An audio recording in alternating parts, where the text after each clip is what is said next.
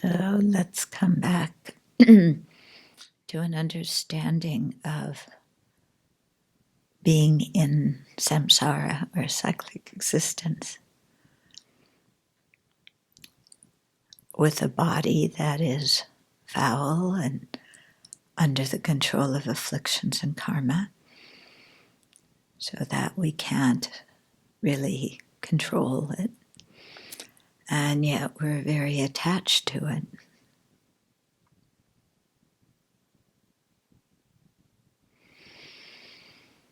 And similarly, we're attached to sense objects and sense pleasures, including sweet words and praise and reputation and so on.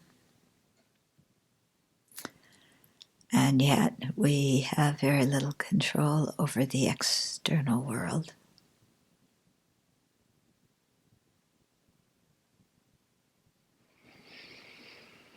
So the only thing we can ever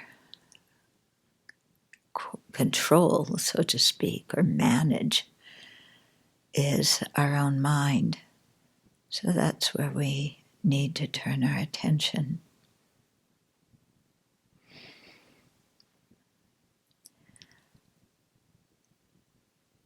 And when we have a sense of compassion for ourselves, for being in cyclic existence, and compassion for the person who's afflicted like we are by afflictions and karma, then we develop the determination to be free of cyclic existence. Because if we wish happiness for ourselves, that's the real way to bring happiness, is to free ourselves from cyclic existence.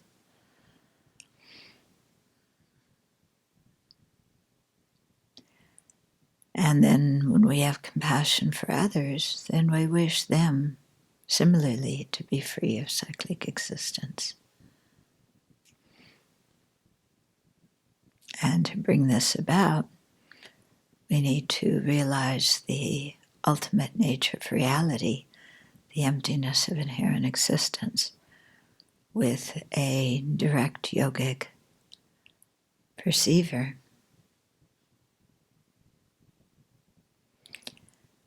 And to do that, we need to study and reflect and meditate on emptiness.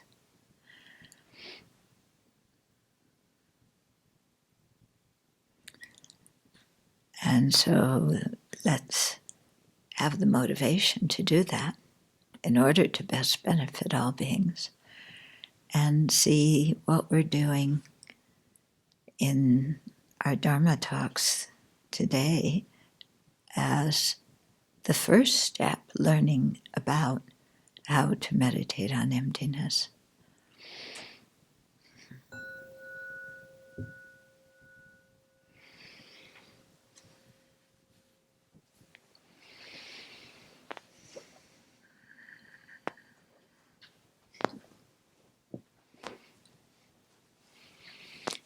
It's interesting, sometimes when we say have compassion for ourselves, we think of, oh yeah, it's comforting ourselves. When I say compassion for myself, I think of comforting myself. Oh, it's okay, don't worry about it. This can change, da-da-da. But then, from this viewpoint of really understanding what samsara is, then having compassion for ourselves is really a call to action. Yeah. Sure, it involves accepting where we are and everything like that, but it's really a cause for action, not just, oh, it's okay, you're in samsara, don't worry, it'll change. Yeah. We have lots of images of compassion, so we have to check what they are. Okay. For someone who was never exposed to Buddhism before coming to this retreat, then bravo, you jumped in. what next steps can they take to grow as a practitioner and to maintain the Dharma practice once they are back to their life outside the Abbey? So, great question. So, in terms of your meditation practice, keep doing what you're doing here. Yeah? Do the meditation on the Buddha in the morning and do some Lamrim meditation. If you have the book, Guided Meditations on the Stages of the Path, it has we have it in our thing room. Well, it says Dharma and things, so you shorten it to thing.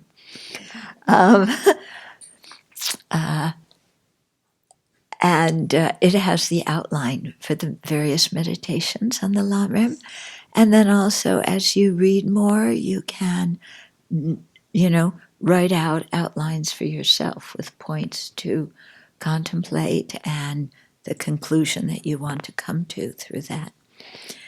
And, do the 37, the practice of prostrating to the 35 Buddhas, like you're doing here. It's excellent purification practice. In the evening, were you doing Vajrasattva or no? No, just the meditation on the Buddha. Okay, then that's fine. Then keep that up.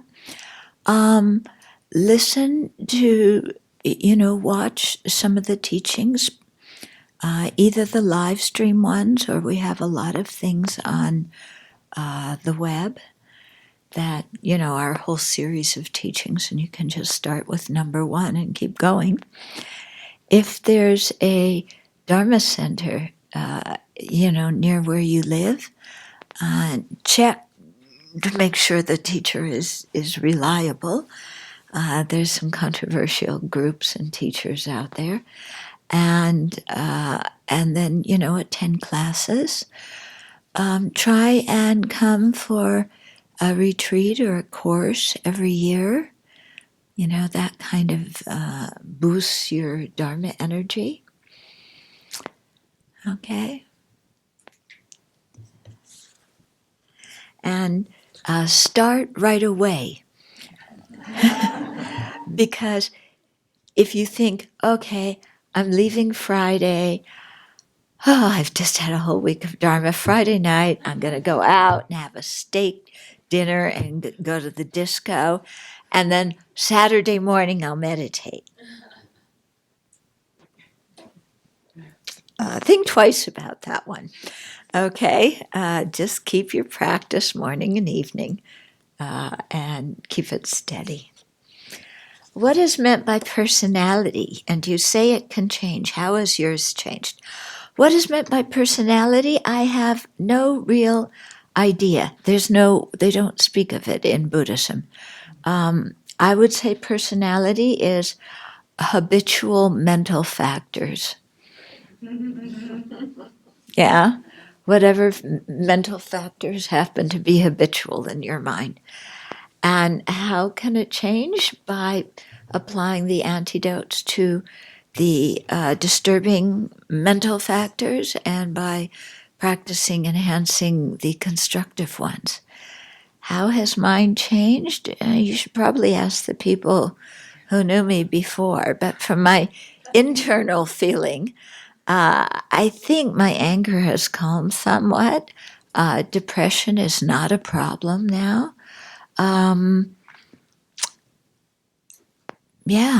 Much happier than before. What do you define as small talk? Can small talk ever be a form of service to others? What's the difference between small talk and idle talk? Is there a difference? No, they're the same. Okay?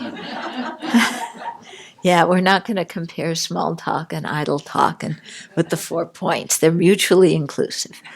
Okay? Can it ever be a form of service to others? It depends on the situation. Yeah?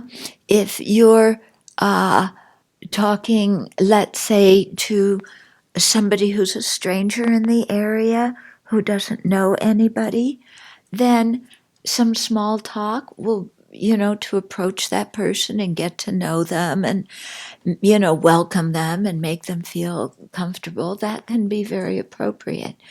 If in your workplace, you can't, you need to have kind of friendly relationships with everybody. So you might do a little bit of chit chat here and there, but you're aware of why you're doing it. You're not doing it to waste time. You're not doing it to get the latest gossip on people.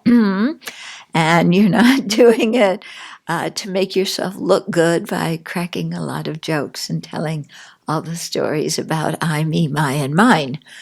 Okay, but you're aware that you're doing it to create a relationship and a sense of comfort and familiarity with other people. And so you do enough, but not too much. Is it possible for someone to become a bodhisattva or Buddha or attain nirvana by practicing some other path besides what we recognize as or call the Buddhist path? If that path talks about the emptiness of inherent existence, and has that view and has, appropriate teachings to show you how to realize that emptiness, then that's quite a valid path, okay, because it will show you how to realize reality. If that path has the teachings on bodhicitta and how to generate bodhicitta, not just love and compassion, but, the aspiration to attain awakening. So it has to have the idea of awakening in that path too. If it has that, then you can learn about bodhicitta from that path and practice that as well.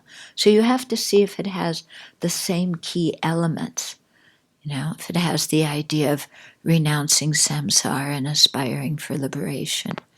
Okay, so just check and see if it has the same elements, and if it does, then it's certainly a reliable path.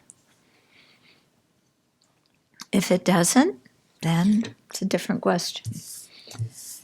Okay, then there was one other thing I wanted to share, because yesterday there was in the book, there was one sentence saying, it was saying that just by saying a syllogism, it doesn't mean that somebody's going to get it and instantly change their mind and understand what you're talking about and accept a new view. Okay? Sometimes the person, you have to present a consequence showing the person the contradiction in their own view so that they can loosen up their holding of a wrong view before you present another view. And when I say another person, sometimes it's actually ourselves. Who's the debate partner in these syllogisms that whose views we're trying to change? It's actually ourselves, okay? We help each other by debating and asking questions and checking syllogisms and everything, but the real ones we can change happen to be in our own mind. Then another thing, before somebody can have a reliable cognizer about a syllogism or an argument that you've made, sometimes you have to give them a lot of background information, so they need other syllogisms before. So I was thinking about the question of people resisting doing the meditation on the body. And if you say to them, the body, the subject, consider the subject, the body, there is nothing to be attached to it because it's foul. Yeah. Some people are going to go,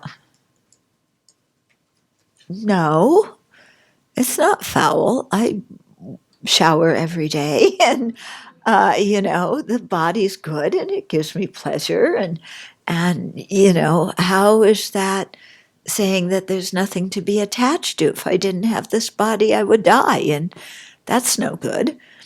Okay, so you can see that just saying the syllogism like that to somebody who doesn't have a lot of background, it's not going to help them at all.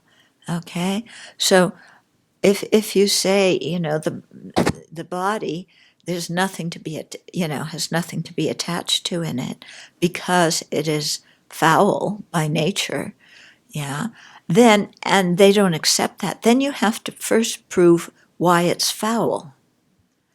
So you do that by saying the body, you make another syllogism, the body is foul because of being composed of unappealing parts.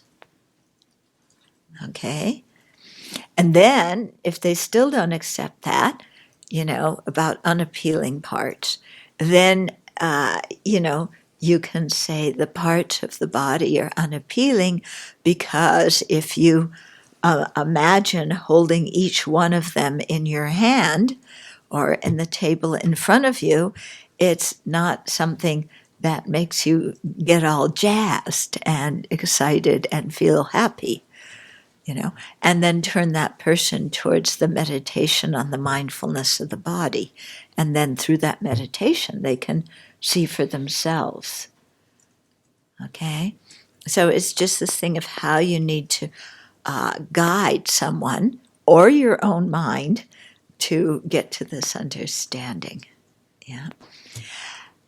The question also comes about the body.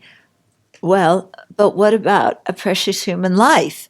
That's the first meditation in the Lam Rim, and here we say we're really happy we have a human body. So yes, for a Dharma practitioner, for somebody who's stuck in samsara, having a human body is very advantageous because with it we have human intelligence. We can have, hopefully, the other conditions too that enable us to meet and then learn and practice the Dharma. So from that perspective, having a human body is really something desirable because it certainly gives you more of a chance to practice than if you had a gopher body or a rhinoceros body or a hell-being body or, Okay, so from that perspective, we treasure the body and we keep it clean, we keep it healthy, because it's the basis of our precious human life. But that does not mean, you said keep it clean, keep it healthy. I did not say make sure it has every pleasure it can possibly have. Okay? Because if we have that attitude towards our body, then we are increasing attachment to it, which will, sink us into samsara even more. And so that's why we do the mindfulness of the body to help us break that attachment. Yeah. Can you hear me now? Okay. Yeah, okay. So you're attached to your mind. I feel as though I'm attached to my mind. Uh-huh. In my later years, I don't really like the idea of having dementia. So my question is meditation a good way to ward off dementia problems in later life? So, to ward off dementia or ward off fear of dementia? Both, actually. Huh? So I don't know. I would say both, because that would be interesting to hear your answer. Both, please. Okay. Well, I would say doing the Manjushri practice and saying Manjushri mantra would be a very good way to ward off dementia. Clearly keeping your mind active, doing study and reflection, is very good. It keeps your mind going and active and thinking, so your mind doesn't become lazy. As far as overcoming the fear of dementia, the way I look at it is, well, if I have dementia, at least may I be a kind, demented person. It sure beats being irascible and contrary and argumentative. So, at least can I be kind to other people? So if we want to be kind later, then we have to be kind now. Yeah, we have to practice kindness all the time. Okay, so on chapter 3, which I'm hoping maybe we can finish, but I'm not sure. We'll see how far we get. So having thought about the different kinds of valid cognizers and also the reliable cognizers and the unreliable awarenesses, then we move on to, well, what are we cognizing? And if we want to realize emptiness, then it's the emptiness of what? What things are we analyzing to see how they actually exist? And so that brings this next chapter about the basis of the self, the body and mind, so we can look at how Buddhism categorizes different phenomena and learn, how they relate to the self. And this just gives us a lot of information about what we need to examine and investigate. Okay, so that's why this chapter comes next. The Buddha's teachings are studied and lived by those seeking to assuage misery. Yeah. People ask me how many languages I speak, and I say English is the only one I do moderately well at, but sometimes even not moderately well. Okay, seeking to assuage misery and attain awakening. What is the nature of the person who does this? Okay, that person depends on a body and mind and lives in a universe filled with a plethora of other phenomena. In this chapter, we will outline the phenomena that comprise the person and the universe as seen by Buddhist sages. The objects we endeavor to understand with reliable cognizers are these phenomena, and then looking deeper, their impermanence and unsatisfactory nature, the relationships among them, and their ultimate mode of existence. So we want to really get to know these phenomena, not just superficially, but really understanding their deeper natures. Okay? So first, the classification of phenomena. If you like classifications and numbers and lists, Buddhism is the religion for you. Yeah, there is plenty of it here.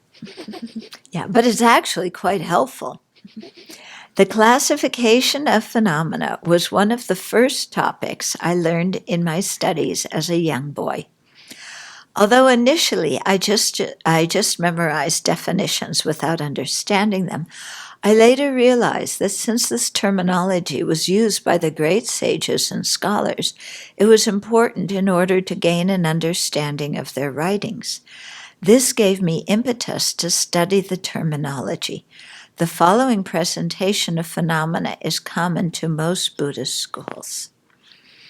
So we begin with the selfless, that which does not exist inherently. Well, already by saying it doesn't exist inherently, we're talking about the Prasangika view. But the categories themselves are pretty common to the traditions, although the definitions of some of the mental factors differ. So the selfless has two divisions. The first is the existent, that which is perceivable by mind, that which is suitable to be known by an awareness. Okay, so right away, the definition of existence ties it to the mind. Yeah, right away. It doesn't say the definition of the existent is something that exists out there. It's something that is perceivable by mind, that is suitable to be an object of a knower. Okay? So already being existent depends on the mind. It doesn't say my mind, your mind, whose mind, but it has to be some mind. Okay? Existent is synonymous with phenomena, object of knowledge. I now translate that as knowable object. Established base and just object. So all those refer to things that are existent. Yeah, or to the category of existent. And the other subcategory of the selfless, of things that lack inherent existence, are the non-existent, okay, which is that which is not perceivable by mind. Okay, rabbit's horns, flowers in the sky, weapons of mass destruction in Iraq. There's many others, okay? If something exists, a consciousness must be able to perceive it. A table is existent, a rabbit's horn is not. Okay, then existence, we're taking that first subcategory of the selfless, and now talk about its subcategories. So one is permanent phenomena, and the other is things or impermanent phenomena. Okay, sometimes instead of things we say functioning things, or sometimes just things. Okay, so a permanent phenomena does not change moment by moment, whereas an impermanent one, a functioning thing, does. Permanent does not mean eternal or existing forever without end. Something that is eternal may be impermanent or permanent. For example, the emptiness of a cup does not change moment by moment, but it ceases to exist when the cup breaks. This emptiness is permanent, but not eternal. The mind changes moment by moment and is eternal. It is impermanent, yet its continuity never ceases. Okay? So then, first we're going to talk about permanent phenomena, and this is that's a short section. So permanent phenomena are not produced by causes and conditions and are not products. Okay, so this is something really important to think about. Yeah, they're not produced by causes and conditions. They're not products. They neither produce an effect nor change in the next moment. The number of permanent phenomena is limitless. Okay. Some examples are unconditioned space, which is the absence of obstruction, and the emptiness of inherent existence. Okay, so unconditioned space is just the lack of obstruction that never changes, but that gives, because space, there's a fundamental lack of obstruction, then things can occupy that space. Okay, so because, the table occupies space because in that area there is the fundamental lack of obstruction. Yeah, if there were a fundamental obstruction, then the table couldn't be put there. Okay, so there's two types of permanent phenomena. One is occasional, and the other is non-occasional. So occasional permanents may come into existence and go out of existence, although they do not arise or disintegrate momentarily under the influence of causes and conditions. Okay, so they may be permanent and not eternal. The emptiness of inherent existence of this book is one example. This emptiness is the ultimate nature of the book. Okay, that's not going to change. It came into existence simultaneously with the book, and it will go out of existence when the book ceases. However, it does not change momentarily or disintegrate under the power of causes and conditions. Okay, so an occasional permanent is something that is permanent but not eternal. Okay, the non-occasional permanents are eternal. Okay, so unconditioned space, like we're just saying here, is an example. This space exists everywhere at all times, not just occasionally. Emptiness is another non-occasional. Well, emptiness in general is eternal. Yeah. The emptiness of the cup, the emptiness of the book are occasional. But emptiness in general never goes out of existence. Okay, analytic cessations and non-analytic cessations are also permanent phenomena. The former are true cessations, the absence of obscurations through having applied the antidote, the direct realization of emptiness, so that these obscurations can never reappear. Okay, so these are like the true cessations that as we eliminate different grades of afflictions or different levels of afflictions in our mind, then there we actualize a true cessation of those afflictions. And what that true cessation is it's a having, it's the non-existence of those afflictions because they were counteracted by a realization of emptiness such that they can never reappear. Okay, so that's why, we say nirvana is permanent. The third of the four truths, true cessations, it's permanent. Once it comes into existence, it's eternal. The mind can never, those afflictions can never come back in the mind. So that true cessation, which is a quality of that mind, can never go out of existence. Okay, non-analytical cessations are temporary absences of afflictions because the conditions for the arising of those afflictions are not present. So right now, are you jealous of somebody right this very moment? Okay, I hope not. So that is a non-analytical cessation. Okay, and you haven't overcome jealousy in your continuum. It's just that right now there's not the conditions that provoke it to become manifest. Okay, but that that non-analytical cessation is not eternal, and as soon as the conditions come, your jealousy will come back. Okay, until you remove it with the realization of emptiness. Our not being angry at this moment is not due to a true cessation by our having ceased the seeds of anger in our mind stream. It is due to not being in contact with a disagreeable object at this moment.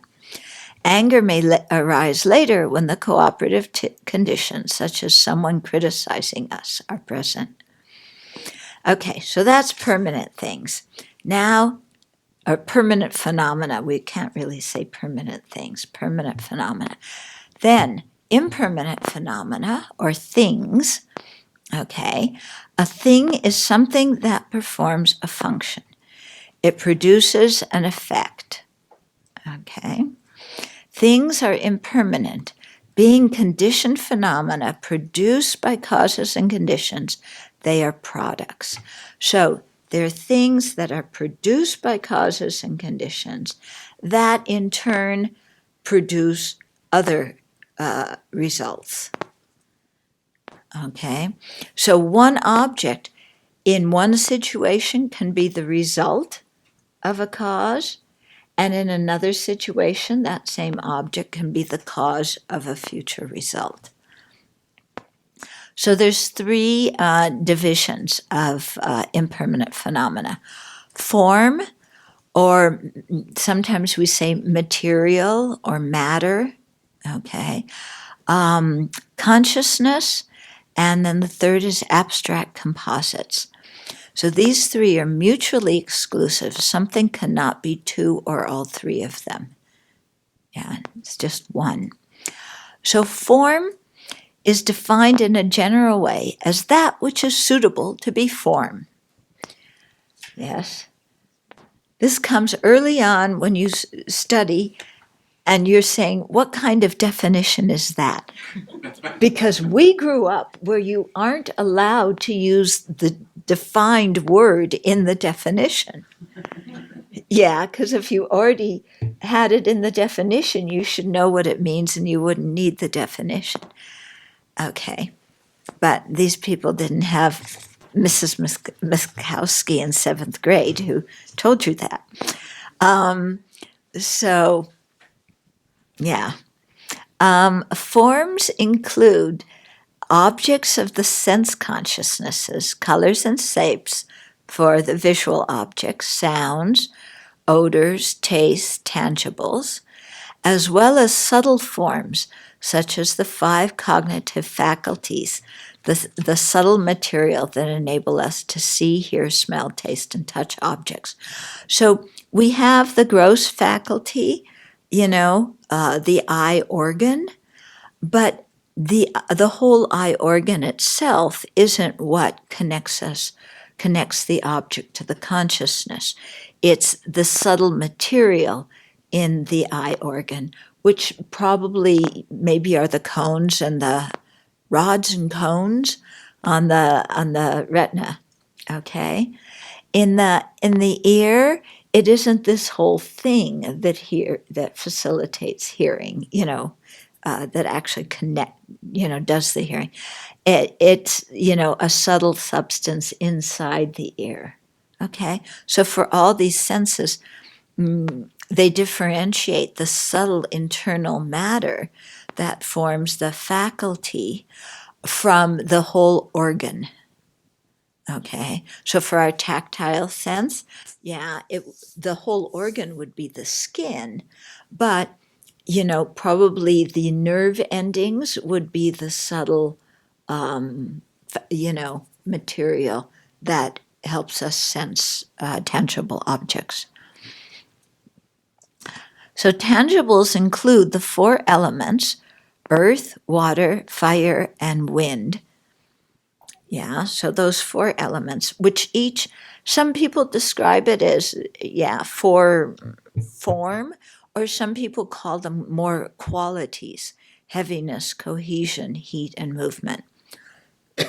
So those are the four elements. And then you have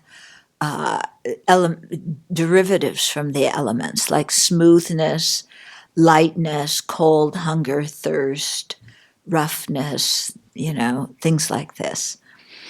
Forms for mental consciousness, are forms that are known just by the mental consciousness, not by the senses, such as dream objects, special subtle forms that meditators create by the power of their meditative concentration. Okay. Our pratimoksha precepts are also a kind of form called imperceptible form. So those are all forms for mental consciousness. So I didn't go into a whole description of all these things because it would just take too long in the book. This is giving you an idea. So gross forms, those apprehended by our senses, can be measured by scientific instruments. Other forms, as well as consciousness and many abstract phenomena, cannot be directly measured by scientific instruments because they are not atomic in nature. Okay. So that's the first category of impermanent things, form. The second category is consciousness, and that is defined as that which is clear and cognizant. Okay. So clear indicates that it is not physical in nature and can reflect objects. Cognizant means that it can know and experience and engage with objects. So consciousness is of two types: mind and mental factors. Okay, now it's going to explain what those two divisions are. Would have been nice to have a chart in here, but I didn't do that. Okay, so mind is of 6 types. Yeah. So it corresponds with the senses: visual, auditory, olfactory, gustatory, tactile, and mental primary consciousnesses. So a primary consciousness knows the general field of the object. Okay, so a visual primary consciousness is going to be aware of colors and shapes. It's not going to be aware of smoothness or sweetness or loud sounds or anything like that. Okay, so each type of primary consciousness has to do with the type of object that it perceives. Okay, so the primary consciousnesses apprehend the presence or basic entity of an object. We know the type of object something is. For example, a sight, sound, a mental object, and so forth. Okay, so that's one of the divisions of consciousness, these primary consciousnesses, which together form mind, okay?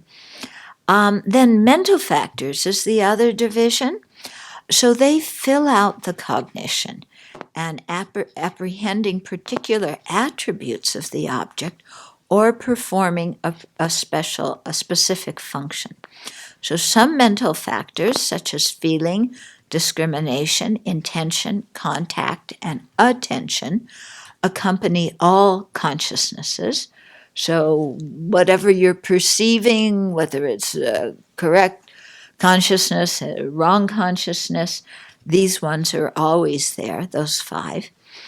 Other mental factors, such as love or anger, are manifest at some time and latent at other times. Some mental factors, such as the 6 root afflictions, are harmful, and when they accompany a primary mind, then we're going to create non-virtue. Okay. Other mental factors, such as faith and compassion, are beneficial, and when they're in the mind, it's easy to create virtue. Some mental factors, such as investigation and analysis, can be either virtuous or non-virtuous, depending on what other mental factors accompany or are concomitant. That's another word for accompany or be associated with those consciousnesses. Okay, so investigation and analysis. If you want to investigate all of Lady Gaga's songs, that one is that mental factor of investigation, is going to turn the whole consciousness into something non-virtuous. Yeah? If you want to investigate the method for generating compassion, then that mental factor of investigation can make the consciousness virtuous, okay? So abstract composites, that's the third category of impermanent things.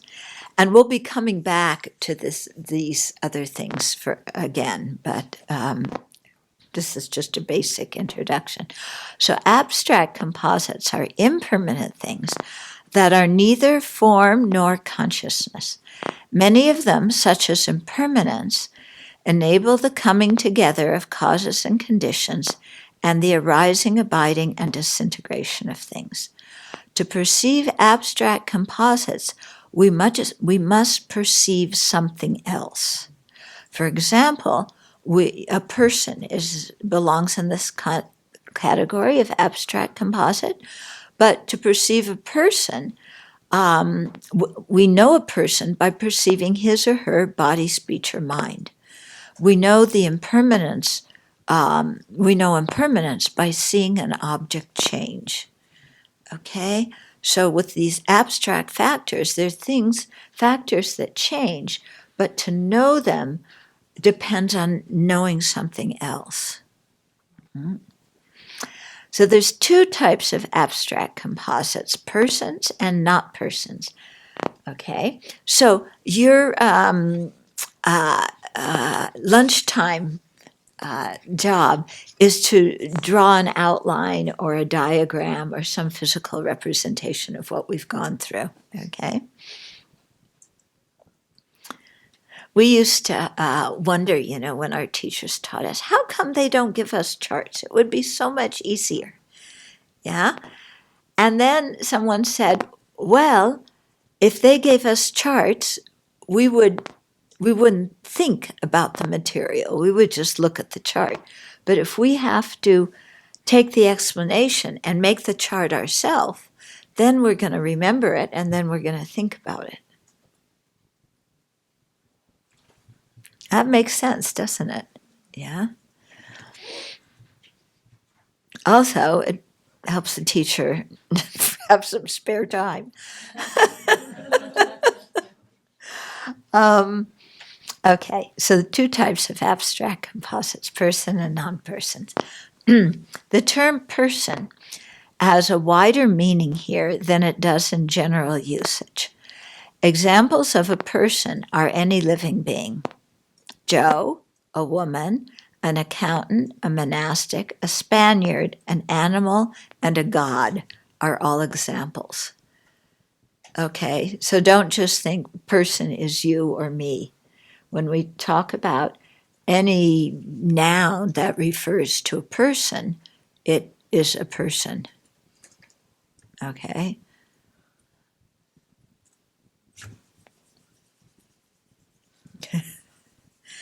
Then the question comes, is a dead person a person?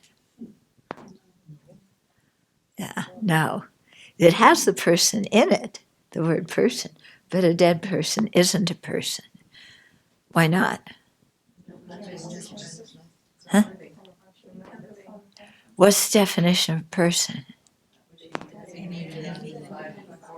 Yeah, so that which is designated on the 4 or 5 aggregates. So that corpse, the dead person, the corpse, lacks the 4 mental aggregates, so it's not a person. Yeah, it's just a body. Okay. So, what about a cat? It's a person. What about a hungry ghost? Okay, a dead person is designated independence on his or her aggregates, the body and consciousness. But a person is neither of those. Okay, so when we say something is designated independence upon something else, it means it depends on that other thing to exist. But it is not that thing that it depends on. Okay? So we can, simple examples, we depended on our parents to exist, but we are not our parents. Okay? The person is designated, exists by being merely designated independence upon the aggregates. So the aggregates, in the desire and form realms, there's 5 of them. In the formless realm, they don't have a body, so it's only the 4 mental aggregates. So, independence on those, then we impute person. But the person is not any of the aggregates. So it means we're not our body, we're not our mind. If we break the mind down, we're not our feelings, we're not our discriminations, we're not all of our miscellaneous moods and mental factors. We're not even the primary consciousnesses. Okay? We exist by being merely designated on those, but we are not any of them. Does that make you feel a little bit weird?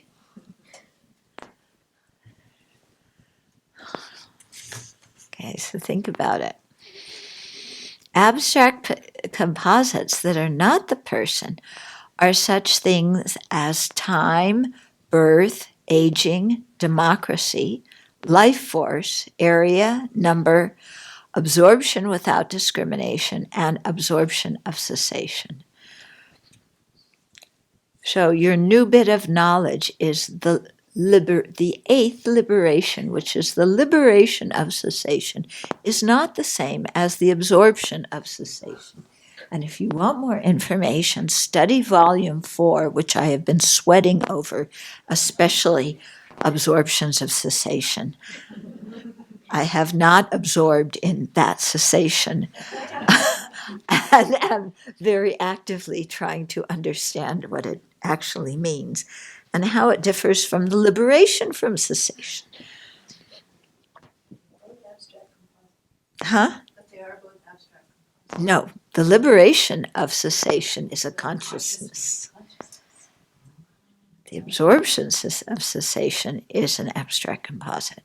But sometimes when you read the definition of the liberation of cessation, it sounds an awful lot like the absorption of cessation. Contemplating these categories enables us to see that not everything that exists is material in nature. Okay, that's helpful to know. In fact, a wide variety of things that arise from causes and produce results exist, although we cannot apprehend them with our senses or measure them with scientific instruments. So when you look at, these three kinds of subdivisions of impermanent phenomena, only one can we know through scientific instruments and through our 5 physical senses. The other two, we have to know in slightly different ways. So our world is getting now so hooked on physical things, that I think we're really missing out on a lot. Like the whole thing about AI, So they want to make a machine that has artificial intelligence. Does your company want to do that? Every company is involved. Okay, every company wants to do that. Okay, now a machine is form, right? Yeah. Form is one category of impermanent. Consciousness is another category. These things are mutually exclusive. Okay. So, His Holiness did say once, if a person created the karma to be born with the machine as their body, then maybe you would have a person. But just the machine alone, doesn't matter how small your parts are, they're still physical parts, is not going to duplicate consciousness. Tell your boss that, see what he says. Okay. So we may be able to program things to, reply in certain ways, but that does not mean they have consciousness. It does not mean they can think. Well, we can measure the activities of the brain when a person is experiencing a particular emotion. The brain is form. It is not the emotion, which is consciousness. Okay. Understanding these different types of phenomena is helpful when we explore the 4 truths, the 37 harmonies with awakening and emptiness. What might seem to be a dry list of categories comes alive when we ask questions. Is love brain activity or conscious experience? Or is it physical reactivity? Or is it behavior? What is it? Okay. That is the brain consciousness?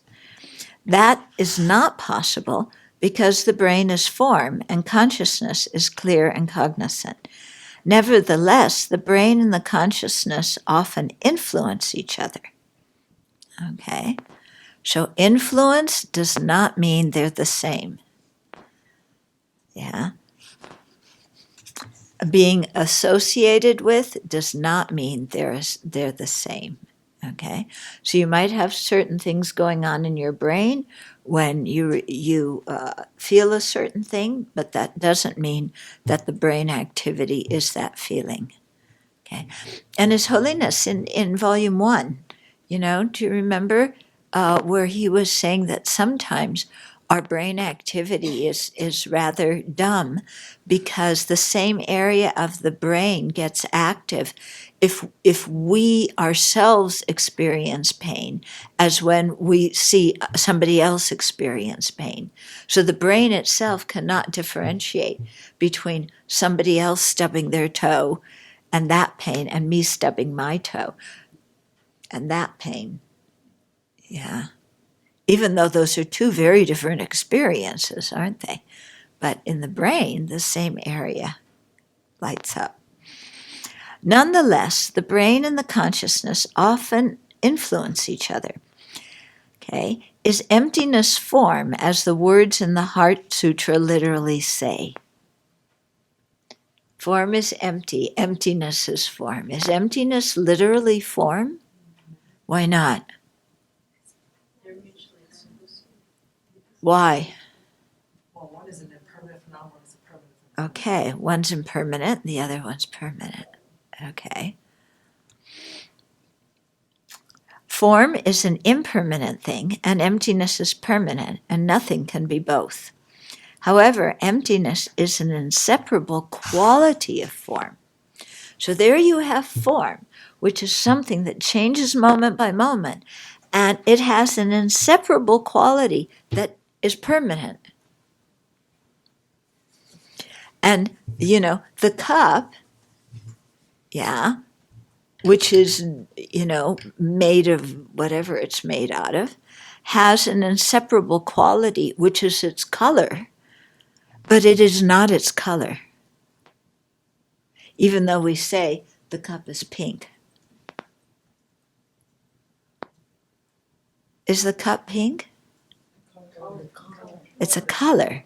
Can a cup, yeah, which is a tangible object here, can it be a color? Why not? Visual objects and visual forms. Okay, yeah, the color is an object of the visual consciousness. The tangible object, the cup, is the object of the tactile consciousness. Okay? Color can't function as a cup. Yeah, and the color can't function as a cup. Yeah, and the cup isn't even, what did we say this was made out of? Porcelain? Okay, the cup isn't even porcelain. It's made out of porcelain, but it is not porcelain. Because you could have a pile of porcelain, and that doesn't mean that it's a cup. So here it says that emptiness is an inseparable quality of form, but also emptiness itself is not found by itself. It has to be in relationship to something. Right. So there's not, it's not the case that we would find some kind of an emptiness out there, right? It has to be in relationship with some phenomena. Yeah. And you can't similarly find some phenomena out there without its emptiness existing. Yeah. So it's said that they're one nature. Yeah, if one exists, the other one's there. Okay. Yeah. If a truly existent person existed, we should be able to say what it is, and we should be able to find it. Okay? So if there were some truly existent person, that is an essence of personness, Yeah, we should be able to find it. When meditating on the selflessness of persons, we examine how the I exists. Is it the body, a primary consciousness, a mental factor, a collection of these, or something separate from these? So we really start honing in on the person and saying, what exactly is the person? You know? Because we should be able to identify what it is if it is something that inherently exists. Okay. Now the 5 aggregates. So the 5 aggregates is a schema for categorizing impermanent phenomena. So it's a different schema, but it's taking the same stuff, the same body of stuff, and dividing them in a different way. In general, the 5 aggregates include all impermanent phenomena, but when they are spoken of in relation to a person, they are the basis of designation of that person. So what this means is, in general, when we say the 5 aggregates, any impermanent phenomena will fit into one of the 5. But sometimes we use that phrase, 5 aggregates, when we're referring to the basis of designation of the person, the thing that we label or impute person independence on.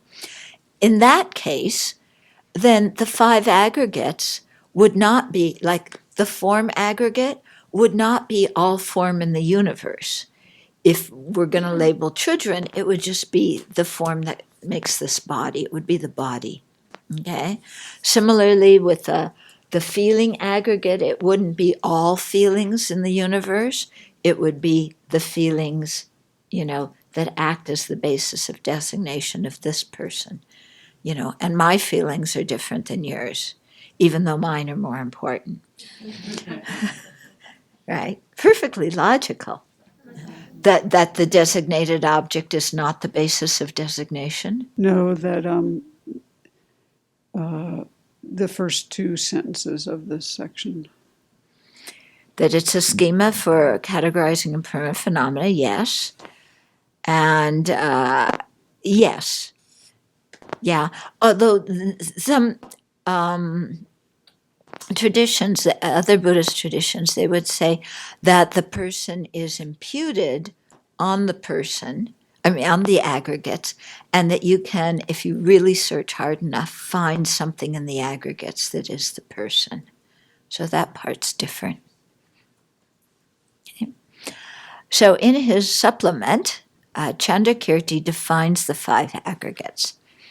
Form has the definition suitable as form.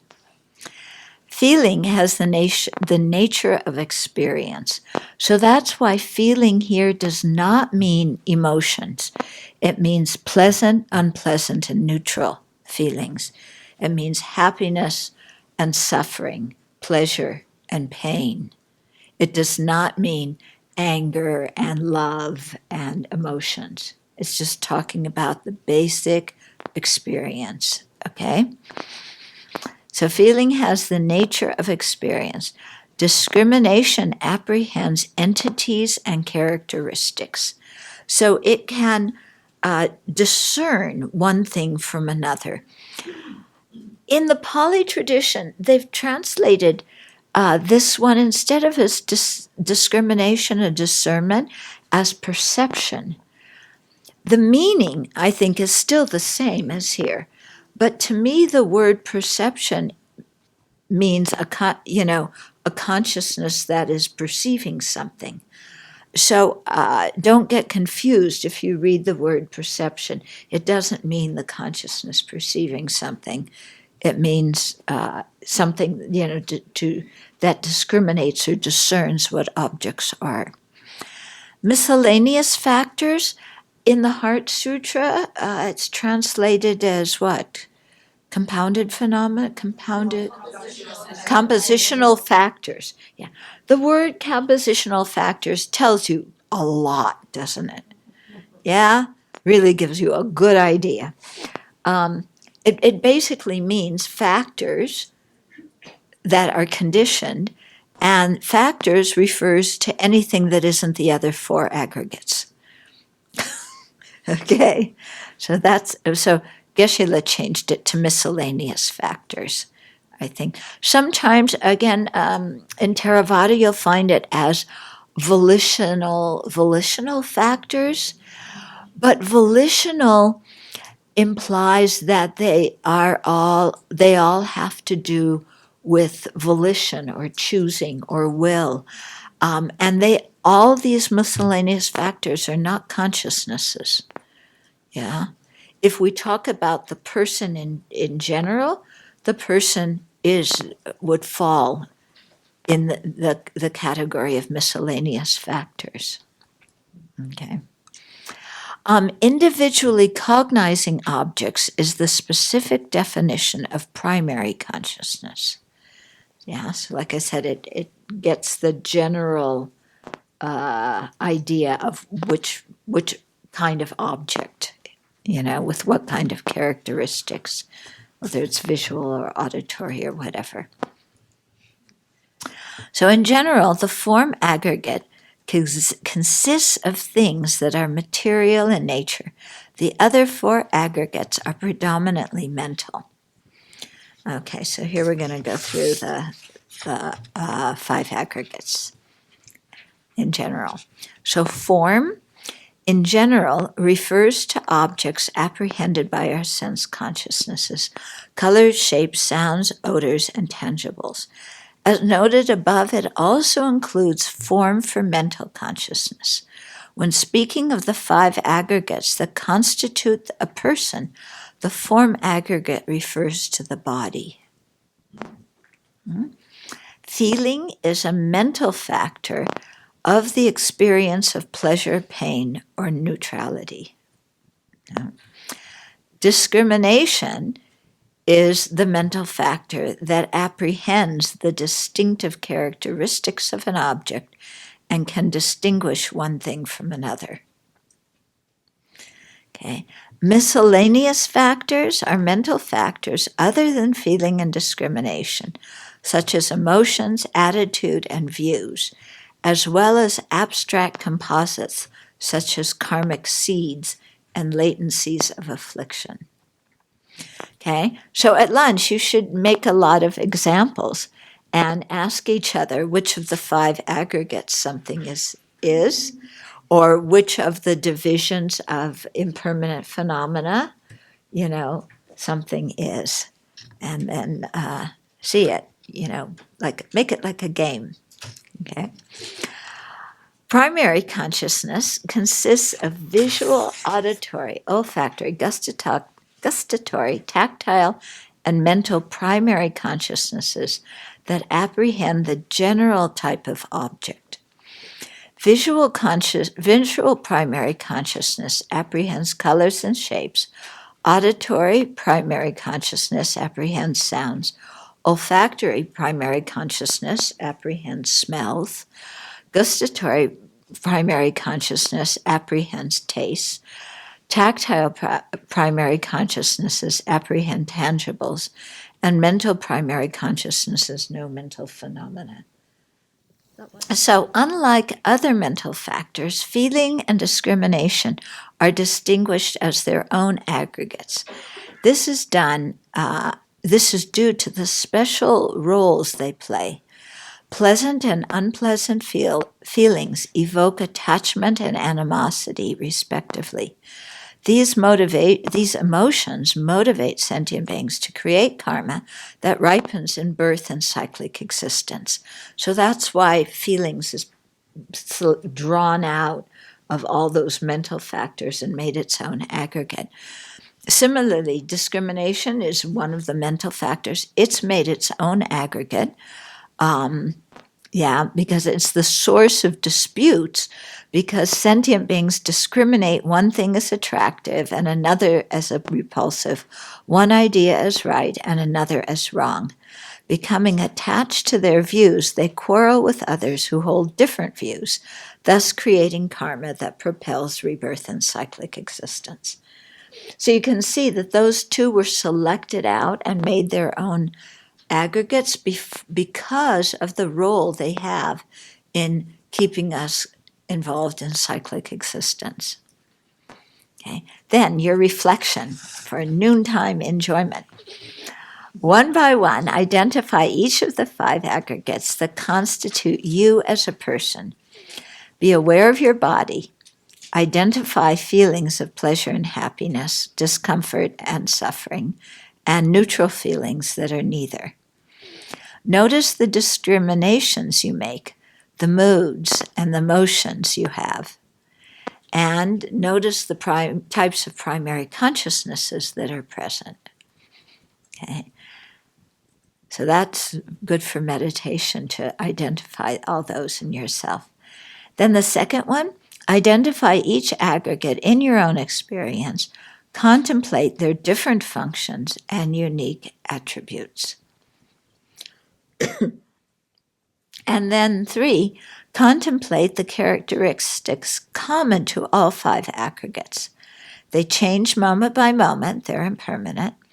They are under the influence of afflictions and karma, so they wind up being unsatisfactory by nature.